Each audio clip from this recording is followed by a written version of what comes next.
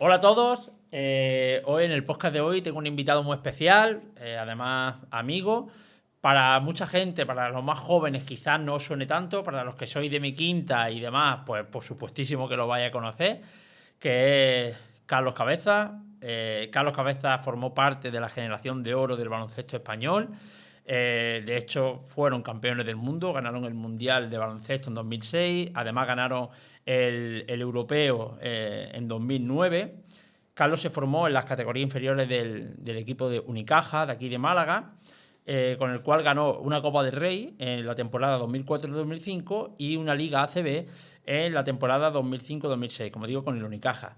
Bienvenido, Carlos. ¿Qué tal, Mael? Buenas tardes. Nada, para mí un placer que esté aquí.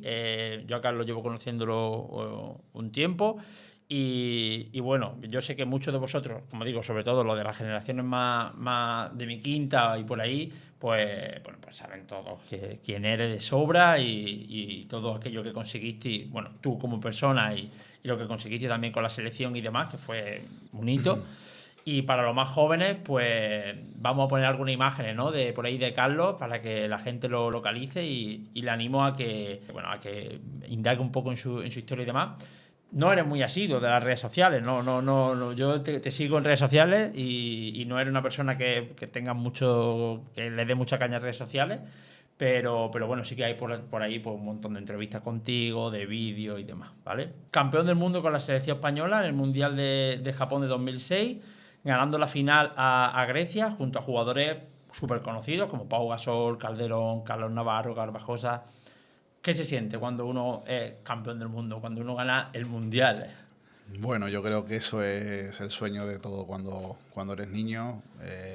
Nunca me lo hubiese imaginado. Mi vida, sobre todo cuando era joven, de que podía haber sido campeón del mundo del deporte que amo, que es el baloncesto. Y la verdad que es llegar a la cima, ¿no? Y después rodeado de muchos amigos y del buen rollo que teníamos tanto fuera como dentro de la pista y poder conseguir pues, ese mundial fue algo histórico. Yo creo que, y fíjate tú, que es una cosa que no tenía puesto como pregunta, pero me parece interesante porque lo acabo de decir, ¿no?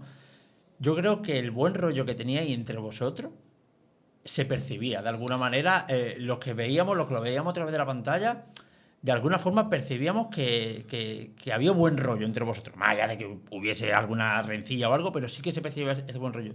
¿Hasta qué punto crees que en el deporte de equipo, o sea, baloncesto, fútbol, ese buen rollismo entre los jugadores es clave para ser campeón del mundo, por ejemplo? Ayuda mucho. Yo te iba a decir, Ismael, porque esto viene de un poquito más atrás de esta generación del 80, los juniors de oro, como muchas veces no nos han llamado la prensa en España. Todo comienza un poco también en Portugal, en Lisboa, en el año 99, que Ah, conseguimos sí, el campeonato del mundo junior. lo vi el vídeo. Lo viste, ¿no? Sí, Entonces, bueno, viene ya de ahí un poco, desde que somos jóvenes, desde los 15, 16 años, que muchos de nosotros pues ya éramos rivales directos, Barça, Madrid, Unicaja, pero que después nos juntábamos en la selección, ganamos ese mundial en Lisboa, que fue fundamental para el baloncesto español, fue la primera vez que se le ganaba a Estados Unidos. Y ahí empezó a forjarse un poco lo que es la generación del 80, los juniors de oro, que después cada uno de nosotros fuimos a nuestros clubes, ¿no? Gasol al Barça con Navarro, Berni, Germán y yo a Málaga, Felipe Reyes al Estudiante, que después fue al Madrid. Entonces se está ingeniando ahí una generación espectacular, un cambio generacional, donde después pues lo conseguimos años después en el 2006 en Japón y como te decía, ¿no? Un sueño porque muchos de esos niños que empezábamos en el 99, creo que éramos 6 7 jugadores que repetíamos en el 2006, ¿no?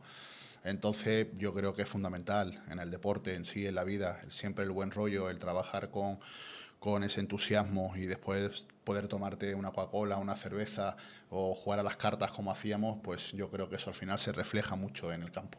Sí, que es un factor Es un relevante. factor importante. Sí. Oye, y de esa época, tanto del Junior como de la selección absoluta, o en el Unicaja, da igual, de tu época de oro, ¿hay alguna anécdota divertida o alguna cosa no confesable tuya o de algún jugador que se pueda contar? Bueno, siempre pasan cosas, ya sabes que en el mundo del deporte siempre hay momentos de risa, momentos cuando ganas, anécdotas pues puede haber mogollón, ahora quizás así no se me viene ninguna así de repente. Tengo personal, tengo lentillas, en uno de los partidos me pegaron un codazo y la lentilla me la metí en la boca porque no veía nada y tuve que pedir el cambio. No sé, son muchas cosas que pasan en el vestuario, motes que tenemos entre nosotros y que eso al final te genera sobre todo muy buen rollo a la hora después de afrontar. Siempre en todo el equipo hay uno que es como el bromista, el pesado de turno. ¿Quién era en ese momento el más payaso, por decirlo de alguna forma? De la selección nuestra, de esta generación, de que estamos hablando un poco de la selección, Felipe Reyes era un tipo muy divertido. Yo no conozco a Felipe, pero no diría que Felipe... Felipón no es que fuese, no es la palabra que fuese el más simpático o divertido, sino era un poco como muy inocente, el que entraban todas las bromas. Entonces, vale. Era un poco que se llevaba las collejas, ¿no? No decir tampoco que le quitábamos el dar, que de pegarle las collejas, pero era como que entraba a todas las bromas. Entonces nos encantaba hacerle las bromas a Felipe. Claro. Entonces, bueno, pero Zuli era un tío muy divertido, Juan Carlos Navarro, todos los chicos, Alex Mumbrú también era un tío súper divertidísimo también, que es un poquito mayor que nosotros, él es del 79, pero estuvo en el 2006 también en Japón. Y Alex sí era un tipo perrete. En el buen sentido de la palabra. Un cabroncete. Vale, muy bien. Pau era un chico muy extrovertido, era muy tímido, después se fue soltando con el paso de la edad, pero cuando empezó en esos comienzos Pau era una persona muy tímida. Sí, yo sé que Pau es muy tímido y que luego se fue soltando. Y que después se fue soltando, y tanto que se fue soltando. Se soltó demasiado. Vale, y oye, ¿qué hay que hacer o qué crees tú que es lo más importante para ser campeón del mundo? O sea, ¿qué le dirías tú a jóvenes deportistas, sean de baloncesto o no? ¿Cuál crees tú que ha sido la clave en tu carrera o cuál crees tú que o qué cosa común ves tú en todos los que destacan en el deporte para llegar a tener éxito o ser campeones del mundo o lo que sea, ¿no? Bueno, es tan difícil y la verdad es que, bueno, en mi caso, hablando a nivel personal, al final yo creo que te tienen que acompañar muchos factores, ¿no? Uno de los factores fundamentales es que, como te decía, tuvimos una generación donde muchos de nosotros del año 80 pues teníamos ese talento y esa buena armonía que teníamos para después afrontar los campeonatos que nos dio pues muchas medallas, ¿no? Entonces, bueno, obviamente, es decir, el trabajo, ser constante, ser buen compañero, son muchas cosas las que se miden ahí, que te den la oportunidad, después seguir manteniéndote, son muchos años que no es solamente llegar y después pues no pasa nada, ¿no? Tienes que tener una continuidad constante para llegar a la élite y después sigue habiendo vida, ¿no? Eres campeón del mundo y tienes que firmar nuevos contratos y tienes que seguir demostrando que estás a primer nivel. Por lo tanto, la constancia es fundamental y, como te decía, yo después creo es estar justo en el momento y con una generación pues que fue en ese momento la primera vez en la historia del baloncesto español, que no es nada común, pues conseguir los hitos que conseguimos en aquellos años. Totalmente. Y oye, una pregunta. Para llegar a ser élite y tener el éxito como el que tú has tenido, ¿basta con ser bueno en tu deporte? Porque tú has dicho, no es multifactorial y a veces se tienen que dar se tienen que alinear varias cosas para... O sea, una persona, imagínate, un chaval que tiene mucha calidad, mucha calidad, ¿con eso es suficiente para llegar a la élite máxima o no? No. Yo creo que cada vez, muchas veces los vemos. En tu caso seguramente habrás visto niños muy buenos en el fútbol cuando son niños y con un talento brutal, y después se quedan por el camino. Yo creo que pasa en la vida, pasa en todos los deportes, y en baloncesto he podido conocer gente a lo mejor incluso con más talento que Carlos Cabezas o que otros jugadores, y después a lo mejor se quedan por el camino. Por lo tanto, creo que hay que tener más cosas, ¿no? Y por lo que te decía, hay que ser constante, tienes que te respete también, obviamente, un factor importantísimo son las lesiones, que te respeten también en momentos puntuales, sobre todo de nuestras carreras, las lesiones. Mucha gente, desgraciadamente, jugadores que parecía que podían llegar muy lejos, después las lesiones le han influido mucho. Y bueno, y en este caso a nivel personal, una de las cosas que me siento muy orgulloso de mi carrera es de que no he tenido prácticamente ninguna cirugía, ¿no? Quitando una apendicitis, que eso no sé si lo podemos contar o no. Sí, como cirugía eso no he tenido extradeportivo, no he tenido lesiones importantes, y eso al final es importante para una continuidad y más en nuestras carreras, que prácticamente en baloncesto son 9-10 meses de competición. Y prácticamente, como ahora Alberto Díaz, que lo estamos viendo, terminamos la liga y está jugando el preolímpico ahora para París, ¿no? Entonces, prácticamente no tienes descanso. De hecho, voy a hacer un spoiler, pero el preparador físico del Unicaja, que también es de Alberto Díaz, viene la semana que viene a grabar un podcast con nosotros. Fenómeno, Marcos. Está haciendo una labor fantástica. Sí. Oye, ¿y cuál dirías tú que ha sido el mayor desafío al que te has enfrentado en tu carrera deportiva y cómo lo superaste? Pues mira, como todo en una carrera y tan larga como la que he tenido, siempre hay piedras en el camino. Quizás ya te voy a hablar más en el mundo profesional, o cuando eres niño también, o eres joven, también lo que vimos es muy bonito. Pero quedarme fuera de unas Olimpiadas, que yo al final tengo mundiales, tengo europeos, pero no he jugado unos Juegos Olímpicos. Los Juegos de Pekín, al final parecía que estaba ahí, fue el último descarte. Y eso fue un palo muy duro. Ostras. También como deportista, pues quedarte al final fuera de unos Juegos Olímpicos deportivamente, ¿no? O sea, porque al final decidieron... El último descarte. Sí, o sea, fui el último descarte en Alicante perfectamente. Nos estábamos jugando el puesto entre Jaume Comas y yo. Y al final, bueno, decisiones técnicas que pasan en el momento, pero bueno, después eso me acuerdo que, bueno, ese día lo pasamos fatal, la familia, y es lo que tiene el deporte. Al día siguiente te levantas, haces una temporada espectacular y después me dieron los siguientes años para ser campeón del mundo. Entonces, bueno, hay desafíos en la vida y palos. A veces esas cosas, yo pienso que a veces esos palos y esas cosas, que en el momento son frustrantes, a veces sirven para que luego mejore. Sí. O sea, muchas veces estas desavenencias, no lo sé, porque no creo en el destino, pero imagínate que a lo mejor a ti tú sí que hubieses ido a los Juegos Olímpicos, a lo mejor, me lo estoy inventando, pero no hubieses tenido esa capacidad, porque seguramente después de ser el último descarte, seguramente en tu cabeza se activó algo como, ostras, voy a por más, y luego tuviste esos éxitos que tuviste.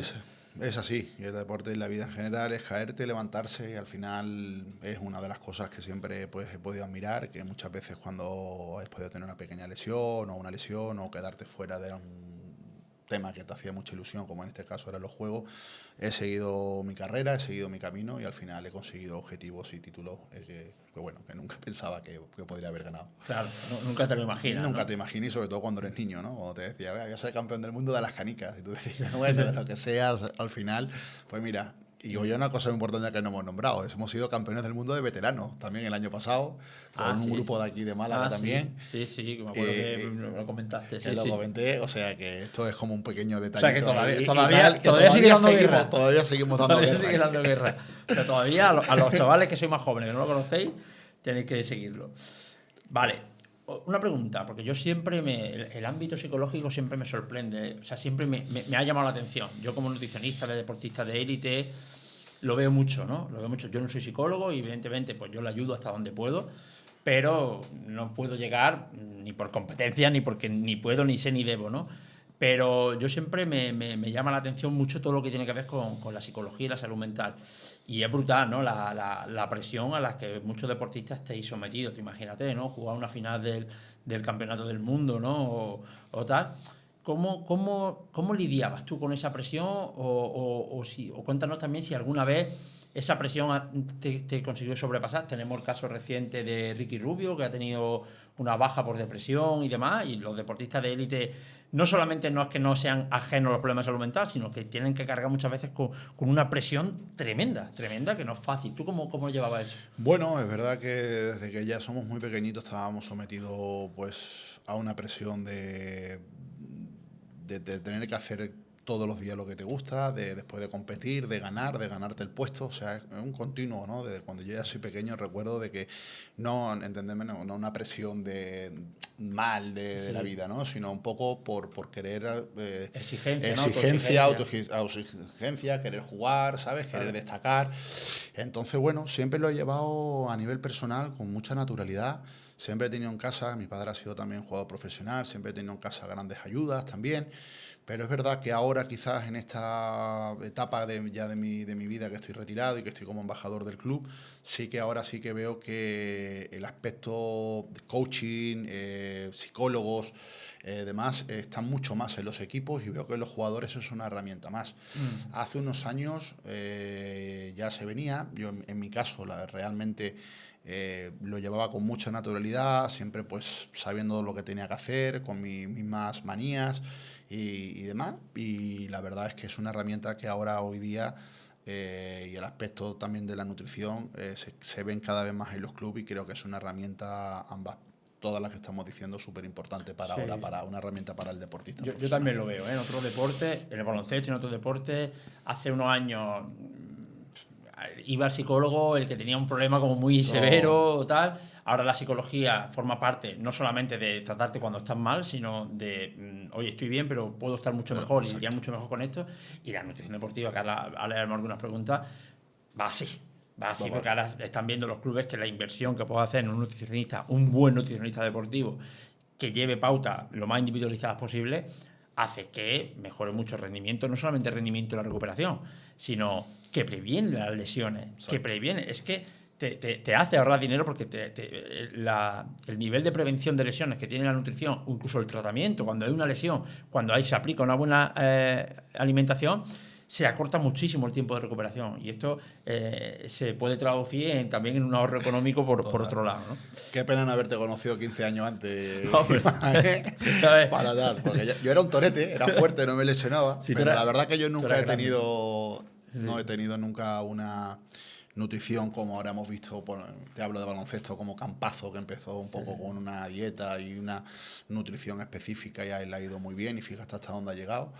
Y bueno, era un comentario ahí un poco... Bueno, sí, es verdad que también en esa época era diferente y todavía a día de hoy, todavía a día de hoy falta mucho por incorporar en la élite. Mucha gente piensa que la ACB o los equipos de fútbol de primera división, que todo lo hacen perfecto, ni mucho menos. Falta muchísimo todavía por trabajar y falta mucho porque los directivos vean lo importante que es y lo que le va a suponer contar con un nutricionista dentro del equipo o varios nutricionistas dentro del equipo, porque yo siempre digo que no basta con uno, haber varios o al menos nutricionistas externos. Yo trabajo como nutricionista externo.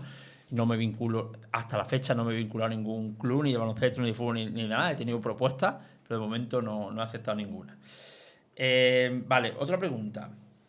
¿Quiénes son para ti los mejores jugadores de toda la historia del baloncesto? Desde los 5 primeros, si lo puedes hacer en orden, mejor. Es decir, este es el mejor, segundo este, tercero. Si no, pues nombra 5 que para ti son los 5 mejores jugadores de toda la historia del baloncesto.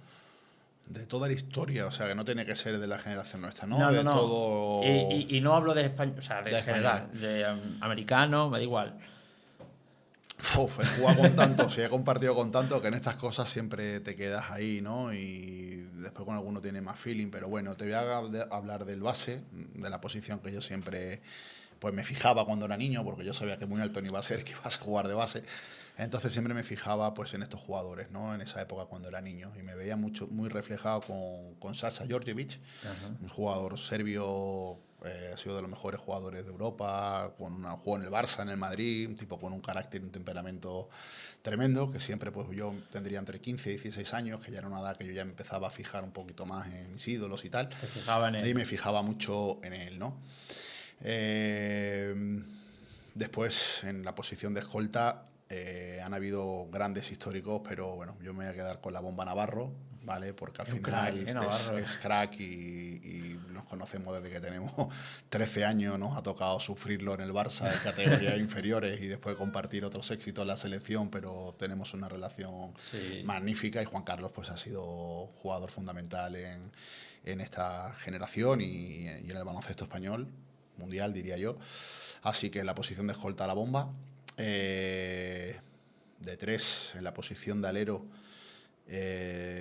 voy a poner a Walter Germa, que es también un chico con el que he compartido y ha tenido pues desgraciadamente algunas cosas en su vida muy desgraciadamente sabéis que perdió su familia en un accidente de coche y firmó en Málaga y la verdad que me enseñó mucho de cómo afrontar después de que te pasa una desgracia así, después cómo afrontar la vida y ha sido campeón olímpico, ha sido campeón de liga conmigo, o sea, es un jugador que merece mucho respeto y he compartido mucho con Walter. Así que ese es mi alero.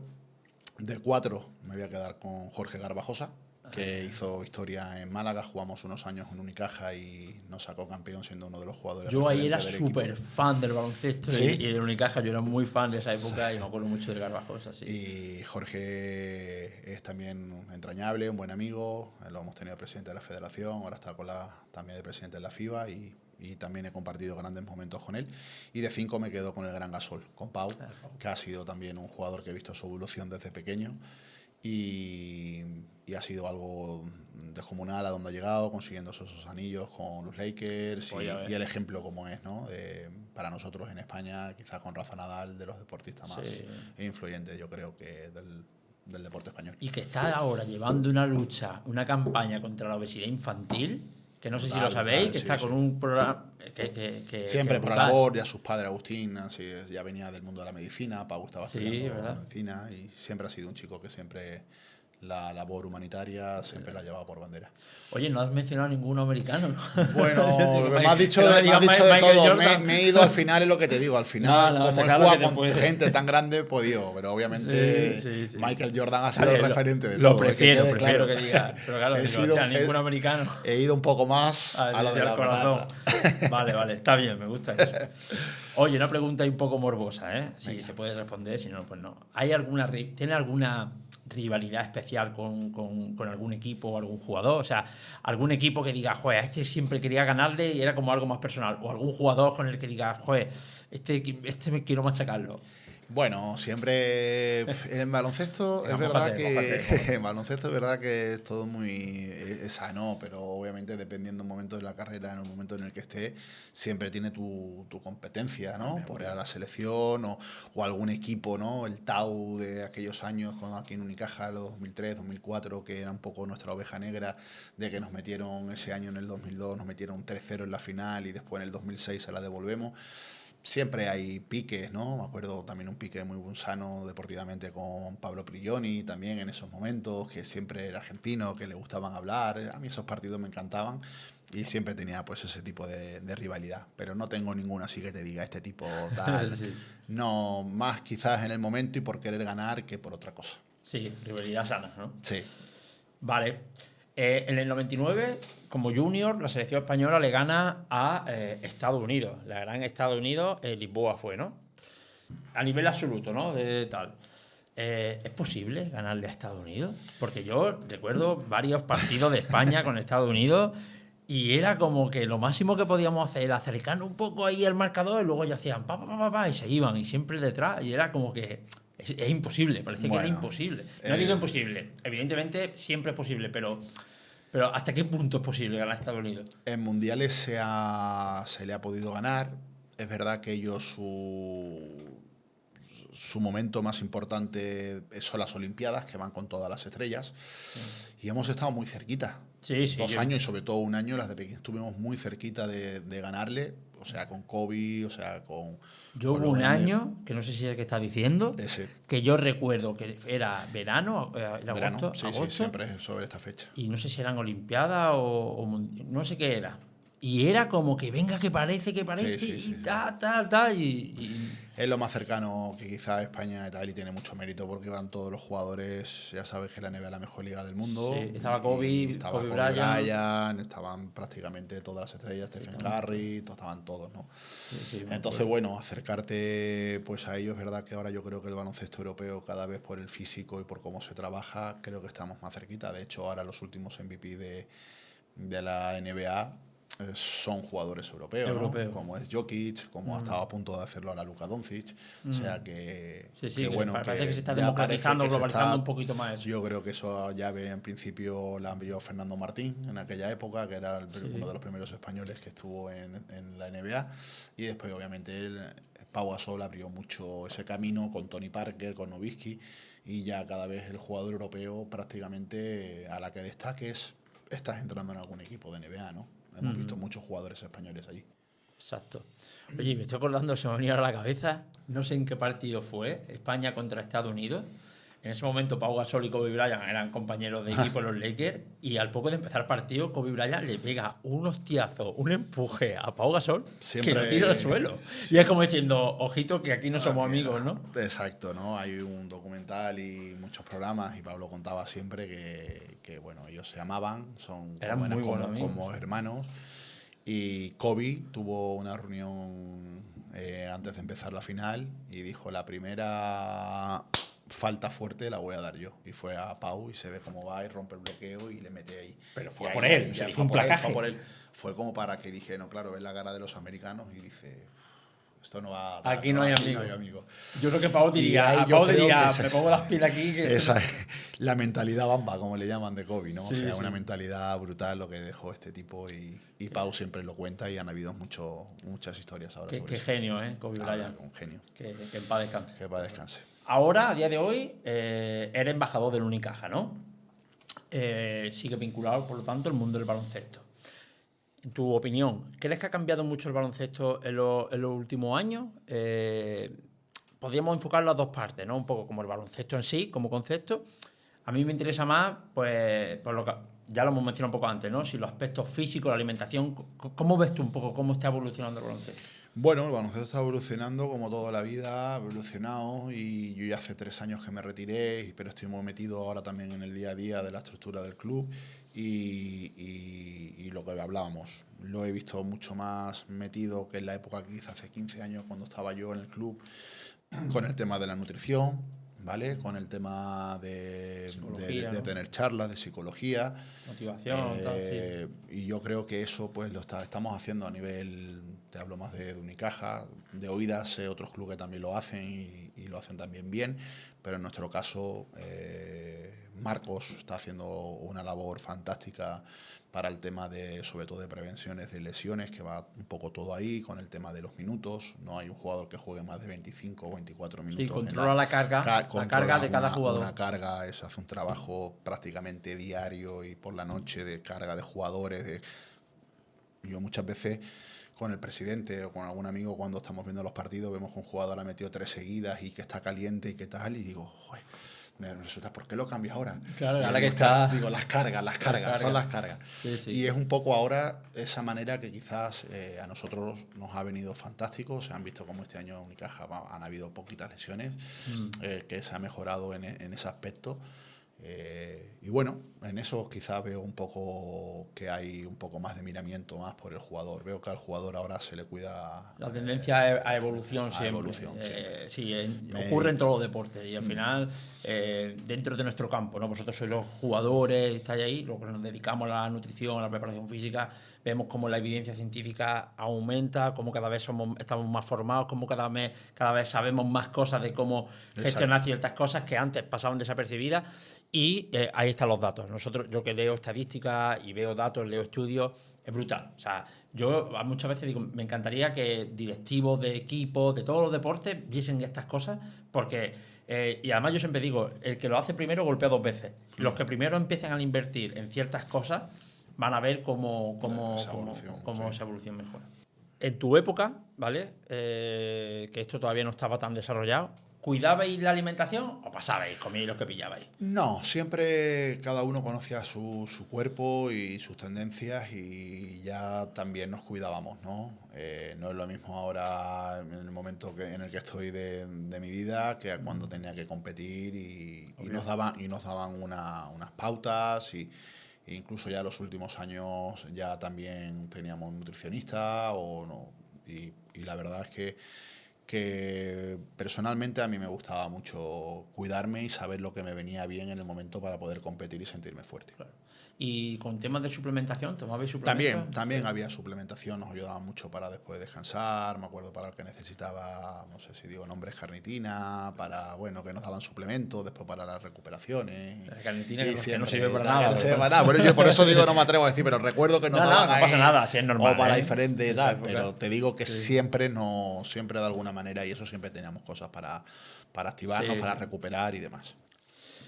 Y teníais, o sea, antes, durante y después del partido, ¿tomabais algo especial, sobre todo durante el partido? ¿O solamente os limitabais a tomar agua? Agua y bebidas isotónicas, ¿no? Sí, las preparaban, ¿no? Sí, ya está. Quizás después quizás unos batidos. También recuerdo que a lo mejor algunas cosillas que nos podían hacer, sí. Vale. Bueno, pues, Carlos, llevamos ya un ratito. Te voy a hacer ahora unas preguntas de sí y no. Es decir, a priori no se pueden matizar. Si es necesario matizar alguna, se matiza. Pero solamente puedes contestar sí o no, ¿vale? Venga. ¿Has tenido envidia de algún compañero de banquillo? O sea, de tu equipo. No. ¿Has dudado? No, he dudado, de hecho, totalmente claro. No, envidioso no. Y si he tenido alguna vez y tal, es una envidia, como se suele decir, envidia que envidia tal sana, pero... Que dicen que no existe. Que no existe, por eso te digo. Pero entonces, por eso te digo no. No. Vale. ¿Has apostado alguna vez en contra de tu propio equipo? Jamás. No. Ahí no ha dudado, ¿eh? Ahí lo he dicho, ¿eh? Vale. Esta es una pregunta que se lo voy a hacer a todos los deportistas que traiga. ¿Alguna vez te has ido de fiesta el día antes de un partido? No. Antes no. ¿Antes no? Antes no, después de los partidos y eso. Vale. Pero antes del partido, que tiene un partido importante y tal, de fiesta no me he ido. ¿Y 2 días antes? 2 días antes, quizás sí. A lo mejor igual sí. Ahí va a ser, Nos hemos tomado algo. Vale. Pregunta. ¿Existe dopaje en el baloncesto? Sí. Vale. Yo creo, bueno, esto es algo que todo el mundo sabe, pero siempre está bien. ¿Te han propuesto, no que tú hayas tomado, sino si te ha propuesto alguna vez tomar alguna sustancia ilegal? No. No ha tenido nadie. No he tenido nadie que me diga esto, lo otro, tal. ningún médico, gracias. Siempre hemos tenido gente muy profesional y que en mi caso no. Vale. La última pregunta, ¿nos vamos a comer otro lechazo al horno este verano? Por supuesto, ese lechazo sí, claro. Y Vale. si es en Valladolid, mejor. Sí. Nada, que estamos siempre colaborando con un amigo en común que tenemos, de que fuimos una vez a su casa a comernos un Queda lechazo y ya va siendo hora, ¿no, Carlos? Por supuesto que ya ahora Habrá un momento.